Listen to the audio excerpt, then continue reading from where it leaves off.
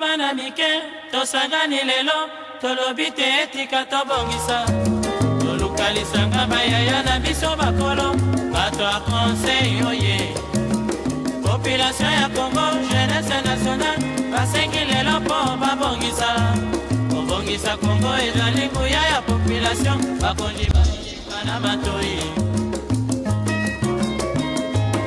bandeko batali mbote bipai biso bozuli bako ya kolanda biso tokomi na tango ya sembo lelo toza na plateau te eza plateau moko ya circonstance bolimbisa biso bandeko batali nde tolobaka yoko sembo emission ya lisolo sembo emission ya makanisi sembo emission tokutanaka mpona obeta politique na masolo masusu matali kita ekolo merci na bino mpona fidélité pe confiance boza nango na émission oyo ya sembo lelo bokomona bamabiangami ebele na kati ya plateau na biso ya sembo ya poko ya lelo Mobianga Maliboso, bandeko batali, eza bongo Madame Thérèse Kulungu, azali bongo coordinatrice ya chemin de la paix, eza bongo mouvement moko ya accompagnaka Dr Mukwege, mbote maman. Mbote ndekojile. Boye malamu na émission sembo maman. Malamu. Voilà, maman, dernièrement Dr Mukwege a kutanaki na président de la République, Félix Antoine Tshilombo Tshisekedi, likanisi na weza nini na bokutani wana. We ngana yebite pona nini batu nyonso wazoko kamwa likambo ya kokokuta ni ya Dr Mukwege na President Félix. Na lobike President Félix aza President ya République. Donc akutani na mwana mboka Mukwege. Donc ngana lobike na Mukwege na President de la République eza batu mibale ya mituya o bakutani na esika ya oyo basalaka mibeko ya mokili mobimba na Nations Unies. Mukwege akendeki kuna pona kolobela Fonds mondial pour les survivants. Akutani pe na mukonzi Tshisekedi akabuni pe likanisi wana pote atala ndenge nini yepe akokaki kotia loboko na fond wana pona kosalisa ba oyo tolobi bana basi na ba mama na bakoko na biso bazwaki na makasi na tango ya guerre oyo bazoko souffrir oyo to il fallait to salisa bango.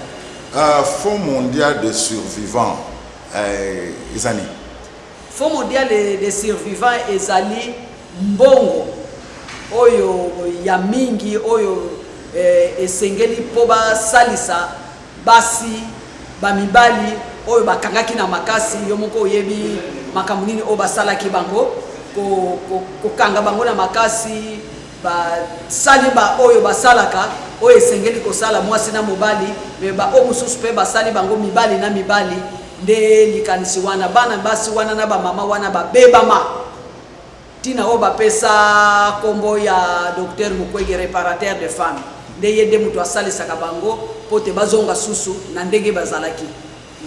Maman Thérèse toyeba ba modalité ya prise en charge ba victime panzi ezani. Modalité ya prise en charge o ya ba victime wana na lobaki yango na tongoke ezali ya mine oyo Dr Mukwege atia sur place ya kosalisa na bango pona bokono omoni basi wana na ba mama wana ler bazui ba makambo wana mituna bango mususu esalaka mususu biente ba o mususu penza ba koma neti baliboma alors ba o ba bengi na kifalansé ba psychologue groupe wana esalisa ka bango groupe o mususu ezalike ba ya ba avocat ya ba juriste oyo bakoki kotala likambo na bango soki pa ba ler basilisi kozwa ba traitement wana bo mutu ezongi balingi te likambo na bango bazuzi batalango alors na kati ya Fondation Panzi oyo babengi na français clinique juridique ezali nde ba avocat bazalaka wana po bayoka bango oya mususu wana oyo tobengi na français réinsertion socio-économique ba mama wana ler bakima bamboka na bango ba mususu kutu bayebaka susu te bauta wapi alors structure eza wana ke il faut bayekola bisala ba mususu bapesaka bango mwa ba crédit po babanda commerce ba o mususu bayekolaka kotanga ba o mususu pe po ba mususu pe babima na bazamba wala ler bakangaki bango na makasi babima na bazemi bana wana pe batangisaka bango na classe makambo eza ebele jour oyo tokoya mikolo ekoya tokolakisa bino musala oyo Fondation Panzina et Mukwege na équipe na ye nyonso musala oyo bazosala mpo basalisa bamama wana na bandeko na biso ya basi. Parmi les solutions que le docteur Mukwege a préconisées, il y a entre autres création d'un tribunal spécial pour le Congo. Les années, est-ce que c'est nécessaire? Ça que tu préconiser parce que les Kambango et bandi les notés. Makambo oyo banda to banda ba côté la biso na ba afidèle ya. Tolongo afidèle comme RCD. Tolongo RCD est comme CNDP. Tolongo CNDP est comme M23. To comme M23 est comme ADF na lu. Sans qu'on côté ba groupe armé oyo batuwana kaka oba yela kiniso ba makambo oyo bazoko sala. Kaka mikolo elekaki na talaki nani rapport ya Nations Unies. Ayeko lobake 180 groupe armé et yoko sala ba ezoko continue ko sala ba beba na est rien que na est de la République. Sikoyo papa. Yebisanga banda to banda likambango soki depuis 1993. Tilelo bango kaka babomaka. Kaka bango kaka bazo akabasi na makasi. Kaka bango kaka babenga na kabatu bafandi na bango kimia na bamboka na bango bakoma ko telengana.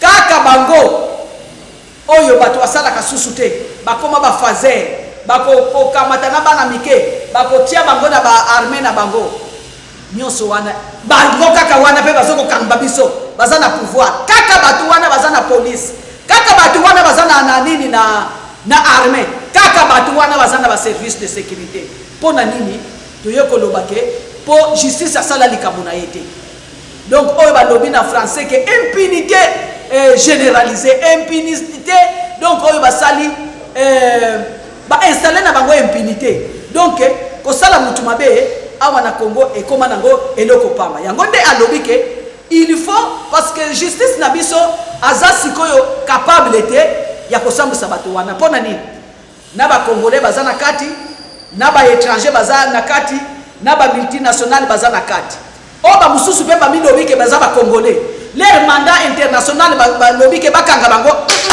bakimi Rwanda bakimi Uganda bosiko yebisanga na juge nini oyo ou magistrat nini oyo akokanga bango yango ndete to lobi ke likambo oyo il faut total ngo bien to sala sur place structure oyo criminal oyo ekokoka kokanga batu nyonso na ba oba za awa na ba oba za na étranger na oba bakima ni popo biso to za capabilité et puis likambo na eza ya Mukwege te soko tali rapport ya mapingi asi ya publia ye mutu asala kutu banquête de 1993 tina 2003 rapport ezali asita na batu oyo basala bambeba asita ba place nyonso wana oyo makambo wana esalama asita donc rapport wana tala ezabo apesa pe ba solution po tozala kimia poni bazolanda ngote. Voilà, merci maman. Voilà, message à Souka Poto Kabwana, maman Thérèse.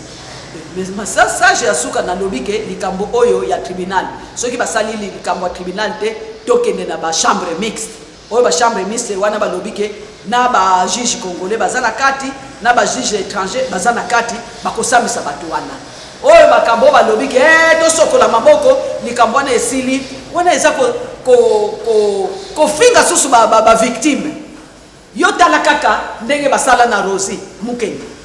Jusqu'à le jour de son enterrement, sa dépouille a été profanée. Papa n'a écouté à Likambouana. Alors, tout ça n'a qu'à faire la maboko boy. Batunio sona basali Likambouana, tobo sa tango kakaboy. Non, non. Pour qui mia ezonga papa, il faut justice et sala Likambunaye. Pour token na réconciliation, il faut justice et sala Likambunaye. Pour to sala na kimia, justice et sala Likambunaye. Bible est l'obite que la justice élève une nation. Tant que justice est kosala makate, to kosala kana kimia te, mutu moko akoki ko yebisa ngai te ke lelo tozana kimia. Banda to banda, tala wande kona biso ya beni. Lobi ezalaki kasai, balongo kasala ba kumi yumbu. Balongo yumbu siko ba komi minembo. Minembo siko kutu ni. Merci. Alors, merci Madame Thérèse Koulungu. N'a rappelé à nos téléspectateurs que Maman Thérèse Koulungu est coordonnatrice il y a Chemin de la Paix, mouvement où accompagné à Docteur Mukwege Nakoluka. Kimia. Merci maman de Tokutani Mbalayasi. Ok, merci beaucoup.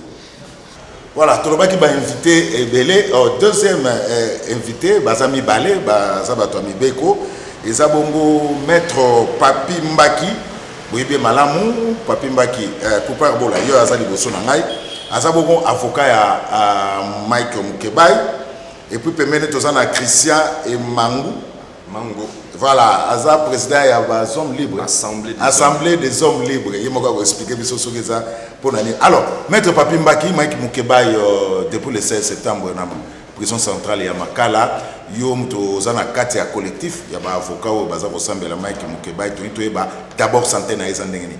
Ouais, santé à Mukebai est bien, c'est vrai qu'il y a dérangement mais en tout cas santé est bien, santé physique est bien, psychologique et moralement en tout cas c'est bon point. Mukebai 17 plaintes, est-ce qu'il va s'en sortir? Bon, 17 plaintes on a eu qui a aucun lobby mais nous savons que la plainte qui gît dans les dossiers aux plaintes pour laquelle Bakangela qui est injustement d'ailleurs, ils ont plainte à un certain Mwananteba. Donc, plainte aux carrément qu'on a caché le dossier, plainte aux lobby exaté. Voilà, on accuse honorable Mike Mukebai d'insultes,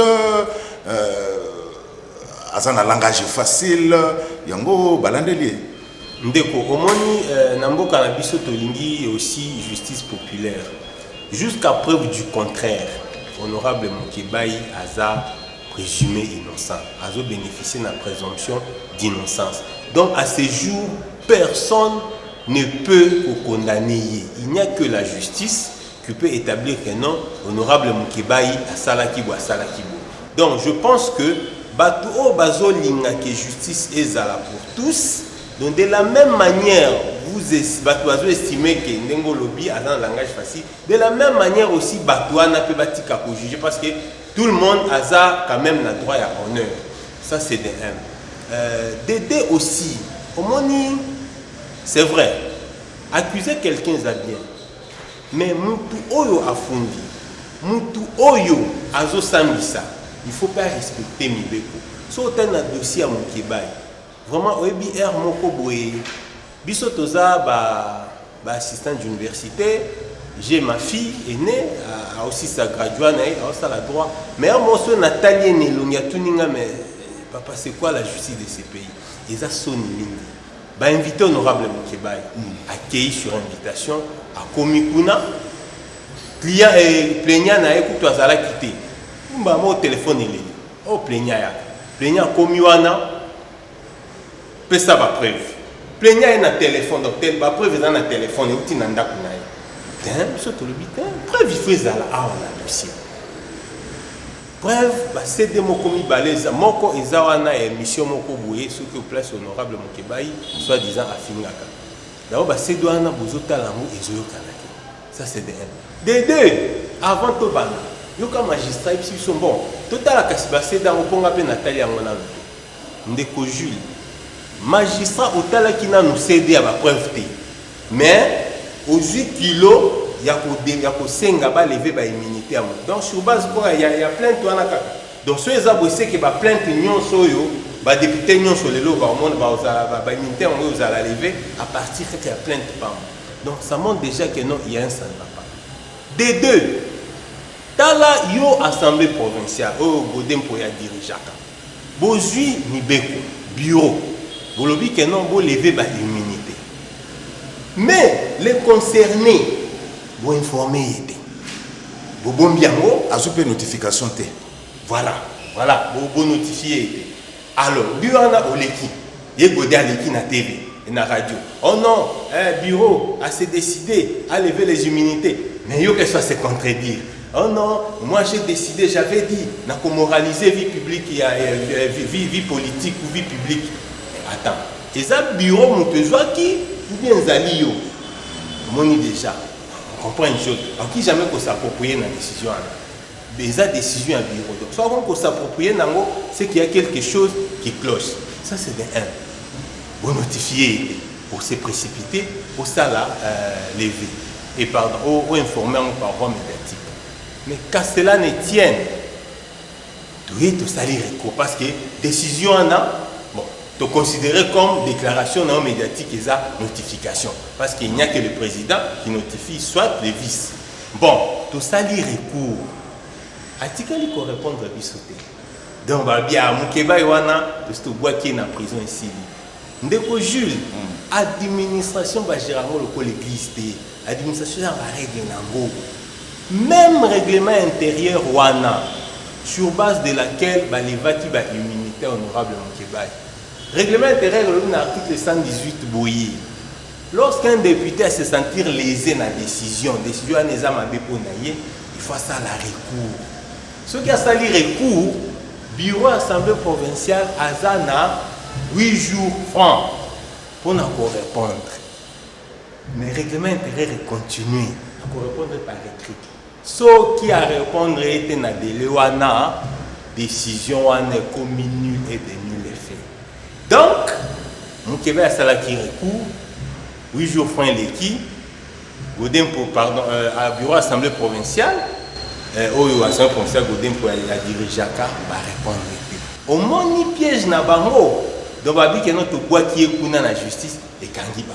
Donc, dans une colo ya lelo, honorable Mokebai a recouvré le droit à l'immunité de plein droit na français. Donc, il y a un autre comme la justice va libérer. Pour à partir de lelo ninga zawana, déjà arrestation et détention illégale d'un député Azanaba immunité. Voilà, merci Maître Mbaki Trozo. Christian, les gens n'ont pas compris avec quelle précipitation Godin pour y aller vaquer immunité à marque. Et là on est de bon et batamaki na sima. Selon eux. Ndeko Zulu eza mutema mabe to lo bango na ndenge wana. Oui ko batama sima ezali ke moto yo azali élu national attaque mibe ko epesi yo possibilité ya relever ba immunité na ye pour que bolandela na justice na ozongela te oyo maître Papi Mbaki si alobia wa déjà par rapport à attitude ya magistrat où il fallait instruire dossier wana mais eloko nini bukaki kozanga a convoqué kaka session extraordinaire pour qu'elle a dit que azan acharnement dans la zone motema mabe eza pona pamba te na okiko prouver yango et où tu peux ko salema awa na Congo central. Même si le gouverneur va lever la immunité dans la plénière, mais il y a une précipitation. Les députés vont se prononcer. Et le président de l'Assemblée provinciale, Godé, pour le pasteur, il faut lever l'immunité. Encore que il n'y a pas si pour notification à la décision par lever l'immunité. Et il y a raté. Et il y aura la radio. Na ebi pété radio on fa yé ba vérifier atabatu na est-ce que mukolo makambo ayebi yango to ebité donc izandi kaka acharnement eza mutema mabende baloba na lingala ko luka kaka muninga azala na pasi muninga azala malamu te na ebité soki wana neza image oyo ba pasteur il faut ba pesa na mboka oyo mais eza mawani même to lo bani Mokebai jeune na assemblée provinciale à Kinshasa. Bon il faut tout établir ba fait. Les loyaux, ils ont un moko oyo na yokaki ki azali na boloko tantôt azala tantôt ebanité. Ancien ministre, il y a finance, il y a gouvernorat, il y a Kimbuta. Et c'est un maki était na ndenge basala ki gestion, bati a yepé, batala nanu soki a géraki malamu toté. Mukeba ya lobi loko les actes botala soki a géraki malamu, botala kaka ya yete. Mais bon, la paix marambunyo sur les autres capembe wana parce que commission moko ba créer qui a Fonac commission wana il fallait veiller péta la soki maramba fulu oyo et tout ça ba mbongo to futaka et kendara wapi pona commission wana o Mukeba ya lobaki bosala ngo ndenge kaka bosali pona ministre ya finance ndenge wana pe botala pona commission ya Fonac o ya Fonac batali ya ndenge mususu o ya ministre Guy Matondo batali ya ndenge mususu. On dirait qu'il y avait loko moko bandako bata manasima commission oyo wana ba mambo ba fulu makamoto bandako futa ya mituka mbongo na mwe bandako kende wapi nde Mukeba ya tunaki kaka ba mbongo na mwe bandako kende wapi soki to sambisa Guy Matondo to sambisa be bato nyonso bandako travailler na Kimbuta ndenge moko siko pona nini eza pona bato mususu bazana lombango bato mususu ezani on dirait que loko moko ezo bata manasiku na est-ce que ça masolo là est-ce que ça masolo ezanini finalement. On accuse Mokebai à la diffamation. N'a pas exemple que Alobi Dirkab, le chef de l'État, sont 4 lupang na Nyangwe. sans preuve, à son biso qui hôtel Rivera, ce qui dans ma campagne, ce qui wapi na 1 million, sans preuve. Ça aussi, c'est tout un problème. Non, moi je pose la question. Mais il faut justice établir. Est-ce que ça n'a pas preuve? Nani nde azana preuve ya mutu ayibi 15 millions. Mutu te. Mais biso nyonso wa acclamer ezali directeur ya cabinet président de la République asala ki lettre boy. Te lelo yo bayoki ye te. Pour la nini oya mukeba il faut na lombango. Mais ya batu misusu ya lombango te ba obi ba ko fuiner lisusu te likambo te.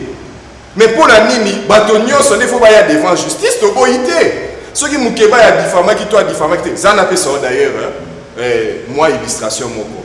Merlin vous parce que bato bazo kan satan monsieur ebani na mukeba.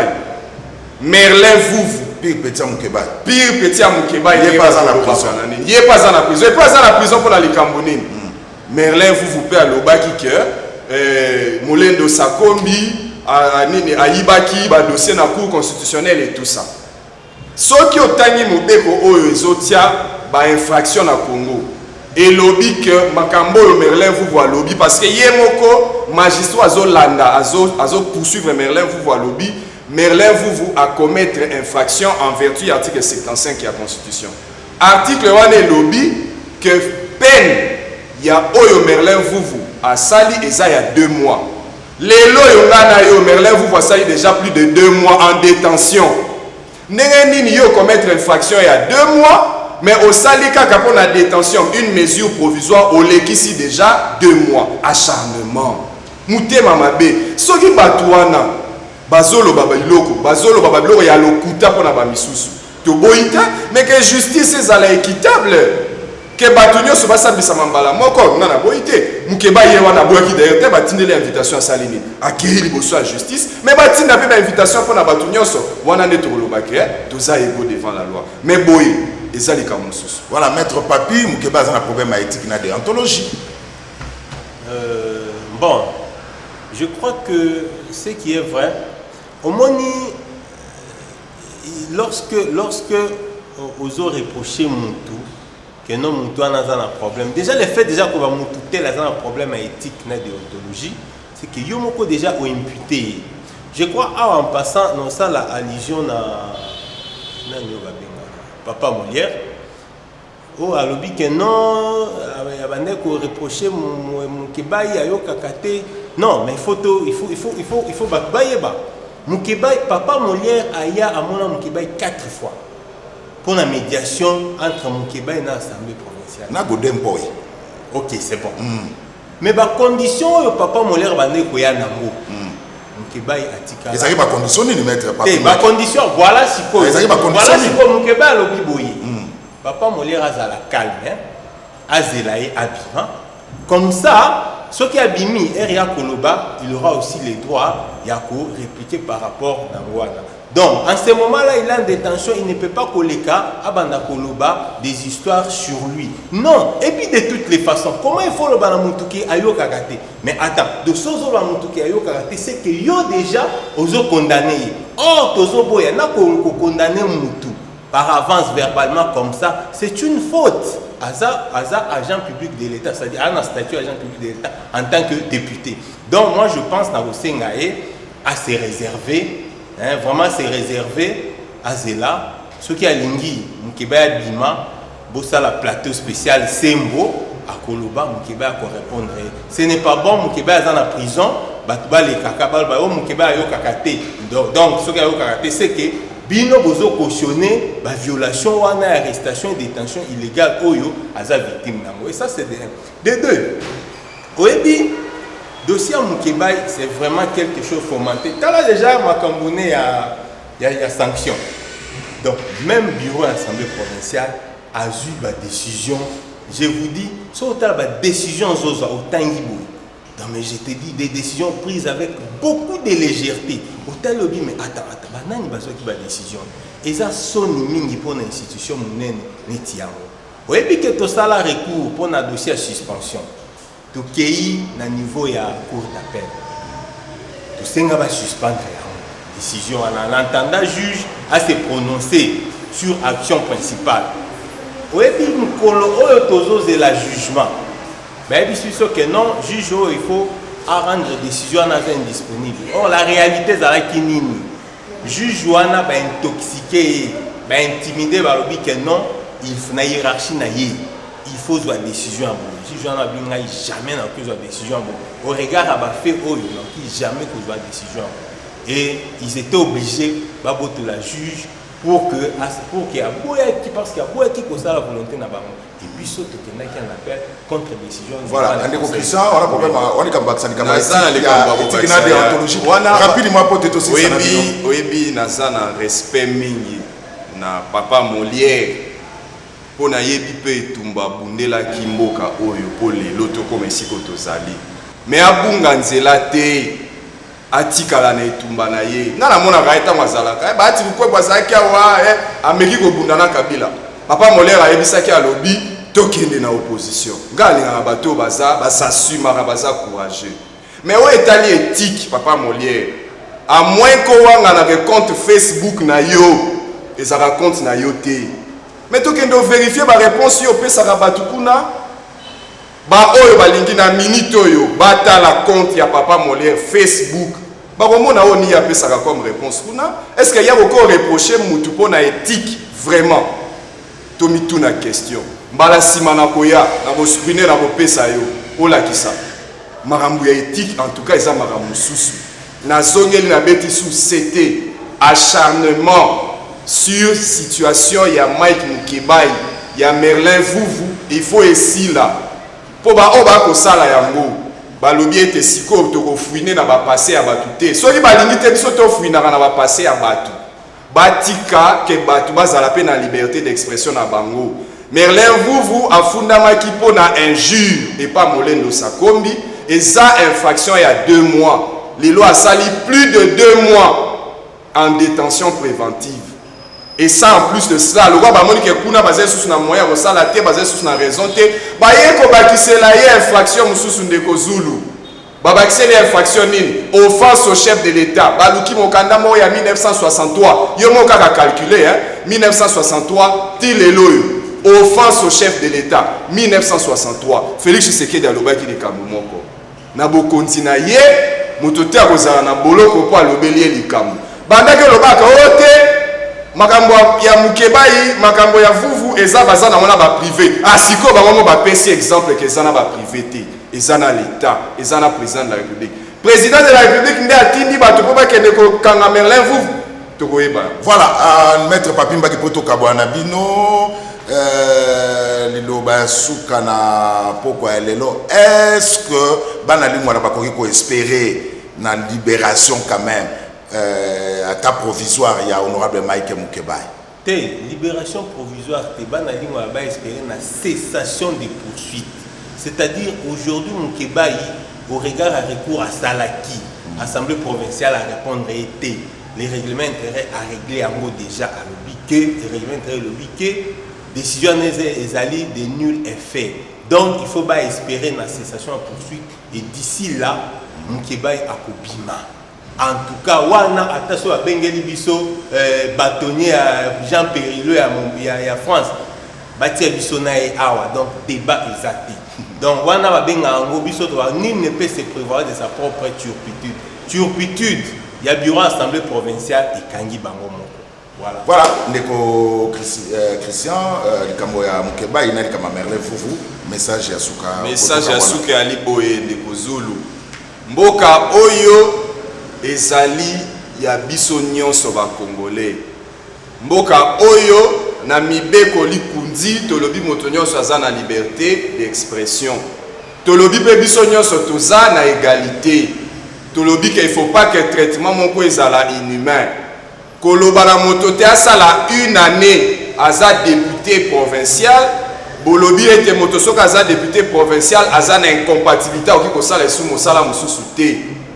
Ndeko yo alobi ke asala 1 année azwaka salaire te eza traitement moko inhumain eza ndepo na koboma ye soki euti na motema ya pasteur Godin Poyi ye na nzambe mais biso pe bato ya mokili toza témoin décision ya 1 année lelo bokomona ke eza nango nyonso wana lokuta ezali kaka depo baza na besoin bakanga ye monoko to batia ye na kunda ekosimba te. Voilà, merci touti koyamba maître Papi Mbaki, avocat Moukebaï, nande ko Christian Mungo, azabongo président il y a Assemblée des hommes libres. Assemblée des hommes libres, Asbel Ndetokotani Marasima, to continuer mission na biso na Mobia na Masuka.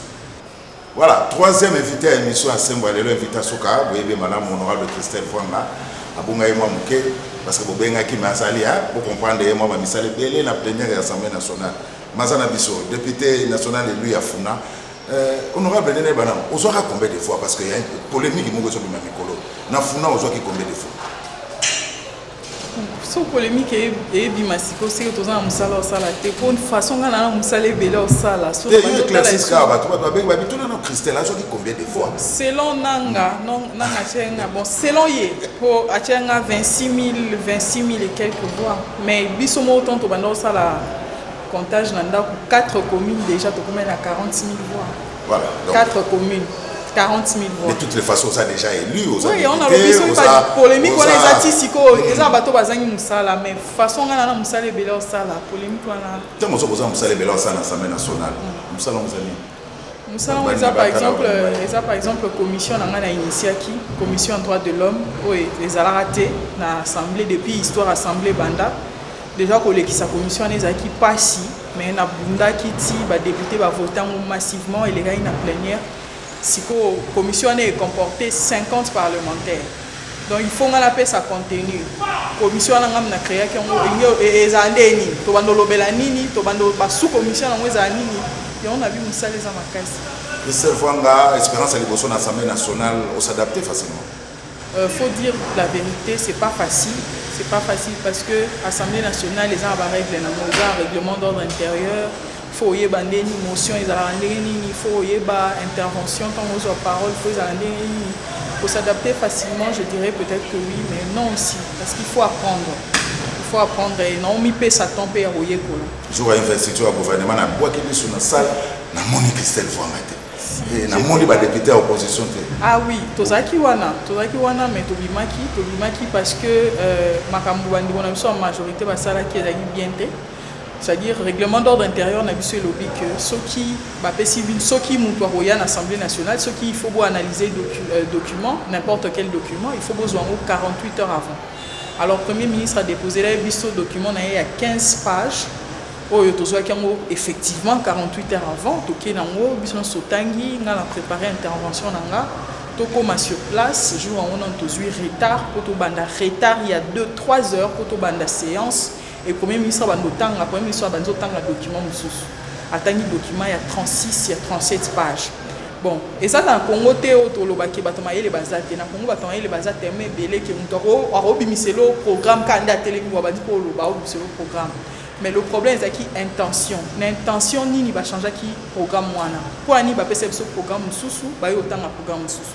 La raison est simple. Programme au Premier ministre a pesa ki biso na pays mon côté ya batu baza sérieux batu batanga classe batu baza na Assemblée nationale pour nous défendre ba intérêt pays mon côté kokyo lekisa programme ya ndenge wana programme wana ezo ressembler à tate na Congo na biso ezo l'acception le côté pas de chiffres pas de nini alors tant comment ko lobela on la télévision alors basali fuite en avant le jour là même babanzo koma programme mususu babanzo koma mbang mais to boy te so bo changer programme mais bo respecter au moins règlement d'ordre intérieur bo pesa biso ngo to kene nango 2 jours comme ça tant to koya to débattre autour ya programme wana mais malheureusement dès ka oyebi biso opposition toza 98 majorité basa 400. Le problème c'est l'intention. Premier ministre tant azo ya Assemblée nationale ayo okutana na ba députés nationaux ayo okutana ba majorité. Tant le législateur a bandé pour ma loi, pour ani alinga qui est Premier ministre Oyaza nommé à la contrôlée par des députés élus. C'est pour créer ces rapports de force. Et rapports de force, Premier ministre tant Oya Liboso na biso ebaki aza devant peuple. Biso de ba député toza ba peuple té mais toza ba représentant ya peuple. Donc faut respecter biso. Et les jours là, quand on dit maki que document en est le cas to voter ango to solo la na liloko biso to yebite ezalaki déjà aveu d'échec pour une grande assemblée nationale et biso tokaya cautionner yango te tobandaki korevendiquer na salle tobandi na kosenga temps de parole. Madame la présidente appelle ça biso 10 minutes. 10 minutes par groupe parlementaire. Na groupe parlementaire na biso toza 25. Tant on peut ça biso 10 minutes. Banani ba oloba, banani ba otika. Et banani non welela nanu ngana oloba ngana. OK, pas de problème. Ba o bazan pour ça oloba ba loba. To bandi na senga madame, règlement et lobby faut groupe parlementaire il soit 30 minutes pour un sujet aussi capital. Un programme du Premier ministre d'un pays de plus ou moins 100 millions d'habitants. Vous pouvez savoir 10 minutes. Soit l'Assemblée nationale, il y a pour pressé OK wapi. So il faut te faire 6 heures. Tu fais 6 heures. Mais tu débattre, tu 30 minutes, pas question de 30 minutes, bah 10 minutes. 10 minutes, bon, OK. Bamsou bazui 10 minutes voilà, mais en fin de compte pour répondre à ta question, tu préfères qui Tobima. Moi personnellement, j'ai dit ngaina batunanga funa ba votanga to voter programme otoyebi yango té. Pour programme wana nga natanga ki yango na reconnaître ba parti musu ya programme ya Matata, na reconnaître ba parti musu ya programme ya Shadai. Ce qui ba programme on est ça les lots côté, alors les lots ceux qui premier ministre azongisi yango sous président Félix et au ça nango pekara et lots côté. Donc je porte ma responsabilité, to ebisi bango le roi boza majorité devant peuple bolo ba ke biso ba tondimi programme biso to boyan.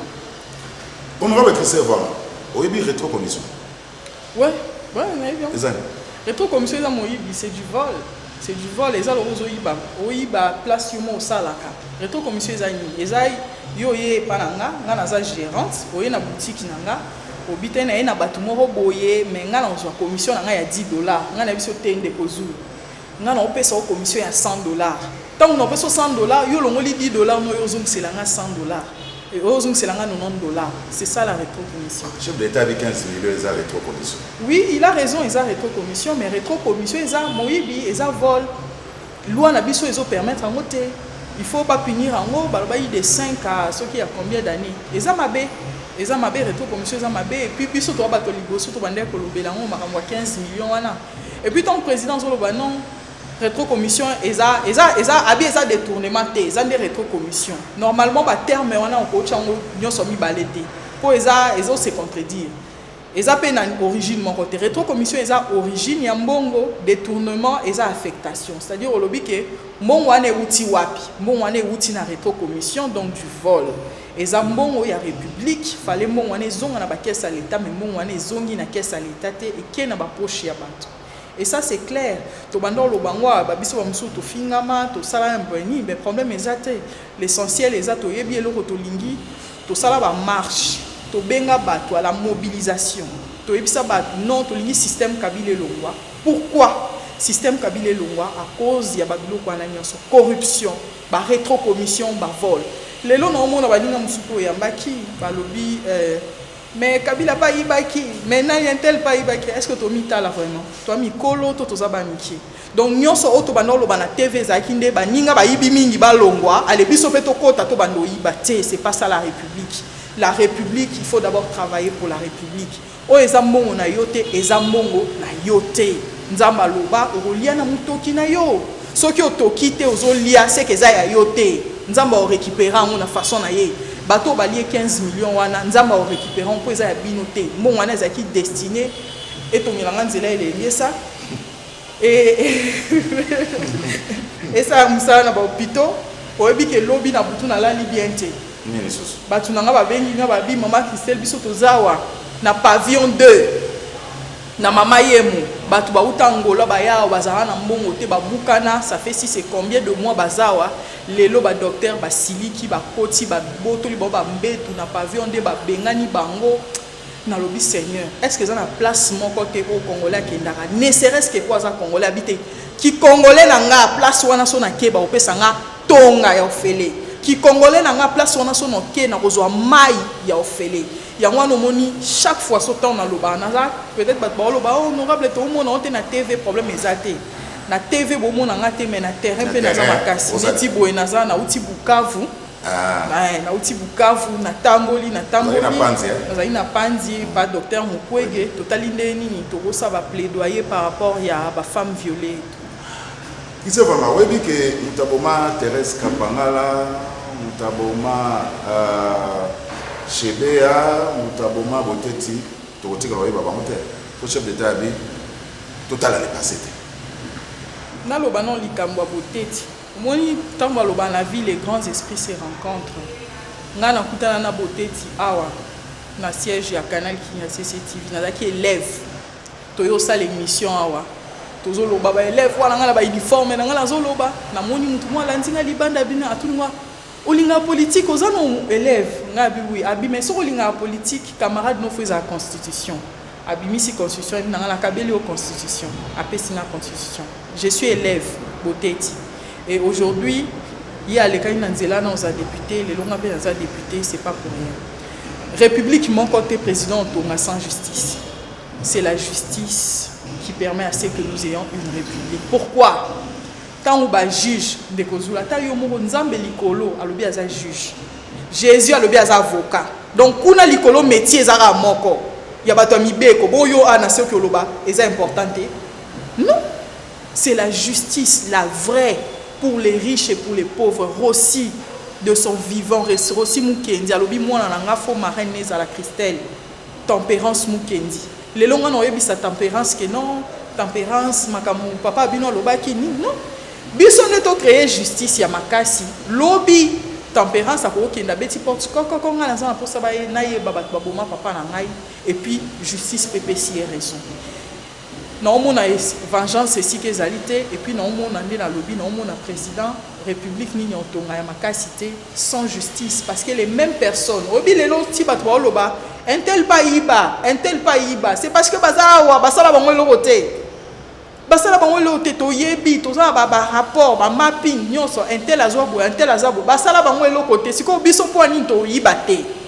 po bato wana pe ba yiba ki basala ki bango pe lokote donc nga personne na yibi ba basala ngi lokote alors ce qui a toujours chaîne wana est continuer c'est la république qui perd la justice permet que mutu ayibi yemorono azongi non na droit chemin et puis bato balinga ba yiba batalier babi nga personne ayibi dans 20 ans nga personne ayibi dans 30 ans donc il y aura une justice et nous allons créer cette justice là voilà le chef de l'état c'est le discours na Nations Unies et le na mutuya honorable Christelle Von Kangaki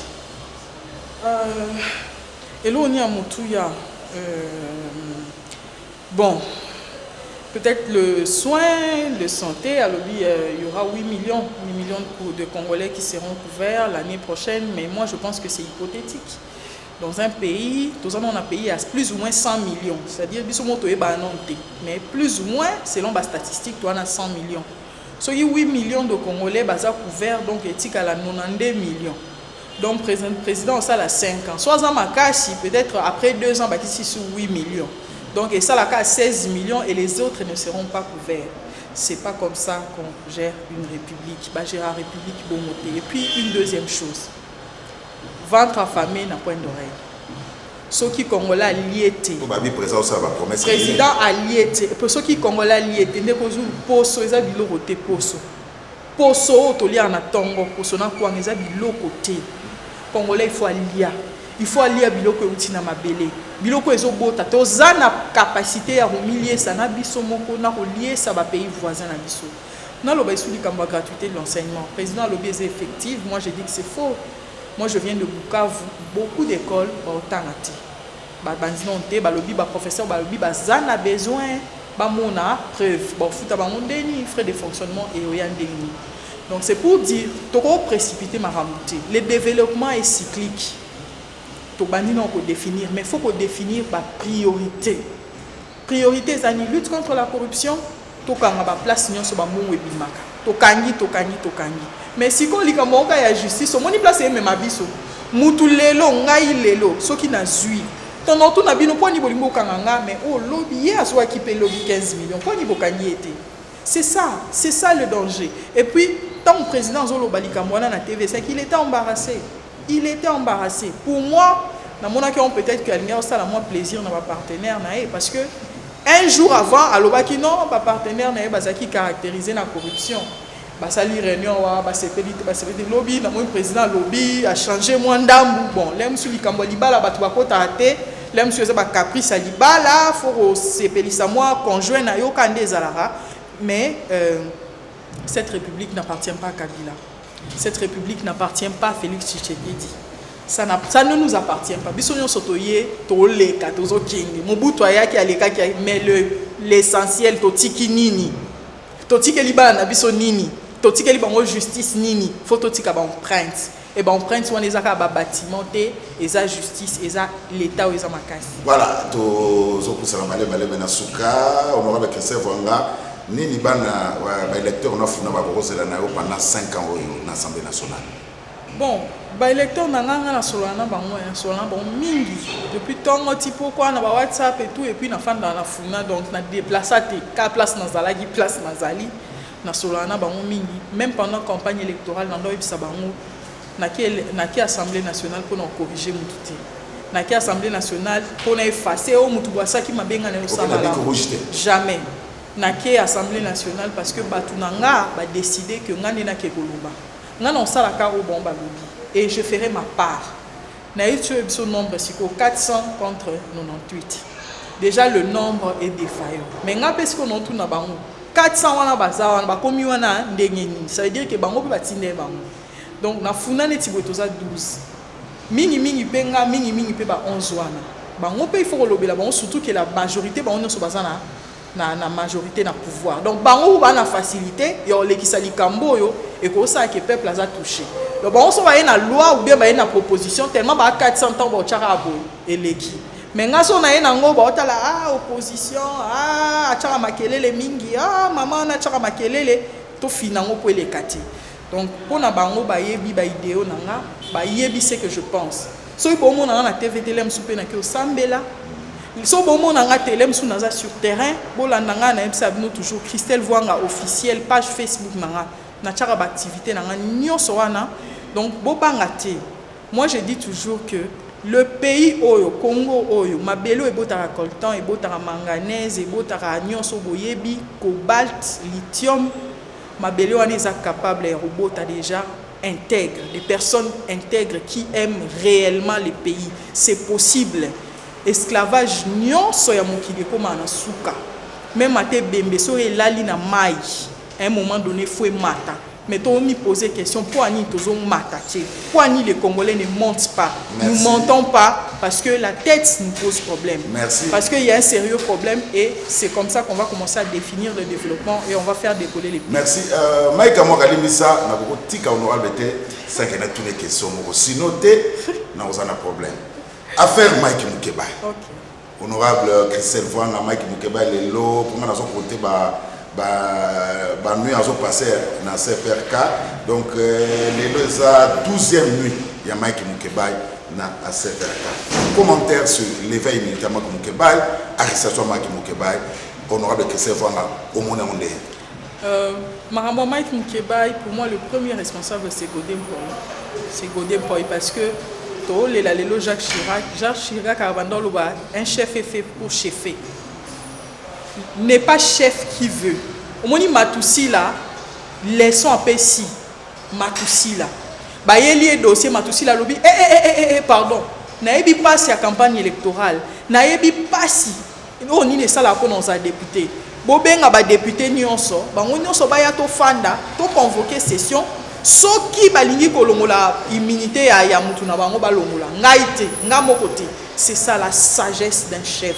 Mike Mukeba problème na Godé Poi. S'ils ont un problème personnel, on a évité. Mais Godé Poi, c'est le chef. C'est la sagesse. Ils ne pouvaient pas laisser comme ça. Boutou. Kolongola Mike Mukeba immunité. Le quoi Mike Mukeba et au poussé n'a pas loba. Mike Mukeba c'est mon grand frère. S'il y a un problème, on a bien na loba vie. Ah moni bo eboité. Mais est-ce que vraiment na makamo nyo so Mike a lobby, o Mike a sali. Il y a des autres qui ont faire assez que Godé Poi a suspendre pendant une année ou ben non suspendre une année après une année au salaire à kozwate papa bana azana mwasi na ye siko nani occupé famille alors que musala na ye yango na kendela ki campagne wana eza mutema mabe yango wana ba nyo so bandal o ba vota ki Godé Poi par bon parmi bato ba vota nga mom qui est vraiment ba vota qui est ba yeba muto bati Christelle Vwanga restera la même. Si vous n'avez jamais vu l'intégrité, au moins émission, si vous n'avez jamais vu l'intégrité, non, l'acceptation de l'intégrité, so na posa mbongo no sa bilanga na zo mbongo so na zangi mbongo atabala na nga na oyeba ndeko zulu na ba pesa na ba ndeko zulu sunga mais to ana ba problème neti awa marquage au sol na veni Kasavu yo za mwana bandante na veni Kasavu bwana na lobaka ton président Kabila avant Kenzi na lobaka na président Kabila na bi président Kabila olobi balongola banzete na bandal eza mauvaise décision ya suka ozui avokende na lobaka mon émission lelo ba chaque jour 3 morts 3 4 5 6 bazoboma batu nzela wana marquage ezate zo bate banani ba okende boye banani ba boki aussi satan musala na bino quartier wana eza quartier résidentiel église eza na ngambo yo ba mama bakenda messe na tongo bana bakenda école boya bosala marquage so botia séparateur problème ezate botia séparateur bokataki banzete botia séparateur ezeli oto sengi bino pona lelo merci honorable Christelle Vwanga, merci. Chaque fois, vous en avez besoin pour les Kawebi, vous avez mon andako, pour y aller l'équipe. Merci. Mais la boppe, ça quand même ban à Funambo. Attends 5 secondes. Attends 5 secondes. Le long, on peut savoir que base dans l'agneau sur Bawendi. Na pesi ya base dans la Wenza Gambela, ba maman yo sur bijou, Copperfield, na pesi base dans la Wenza Bayaka, maison pour tout, ba changeur ya Wenza Selemba ou na pesi bino mbote, Wenza Sinkin na Bandal, Wenza Molar, bino nyonso mbote, Wenza Moselu, na pesi Wenza bon bosani ndeko zobi ke nazora choc moko responsable na nga base ya Éthiopie, ya Marceline Djema, ya wana salelanga campagne mais moi mukeka ka ba opéra ki omium atiki biso place azali repose en paix ya na ngai donc base na ngai nyonso ba mama Éthiopie na Gambela wana na lingi bino mingi na pesi bino mbote. Merci. Émission ici ba batali to tiko ya mba honorable Christelle Vwanga bolandaki na liboso to na donc tambaki mama Thérèse Olungu coordonnatrice ya chemin de la paix mouvement Chaka docteur Mukwege Poa. Invité Balezaki, avocat et Mike Mukeba, et puis tout aussi ça, honorable Christelle Vwanga. Merci l'équipe technique, Bamono Sobazawa, Mike Amwaka, Tony Binda Diataba, Poupa Bola, Samsoy Lunga, Joël Pembele, Boutique à la Malam, rediffusion le dimanche 11h, numéro Moussoussou, samedi prochain.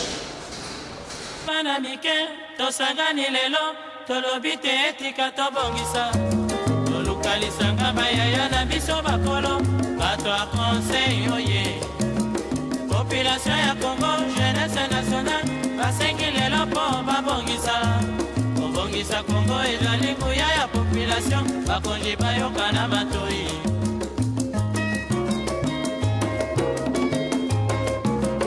Kobongisa mboka epoli motu te. Motu nyonso na mosala. Aha, olukaki lipanda, tobongisa pe yango.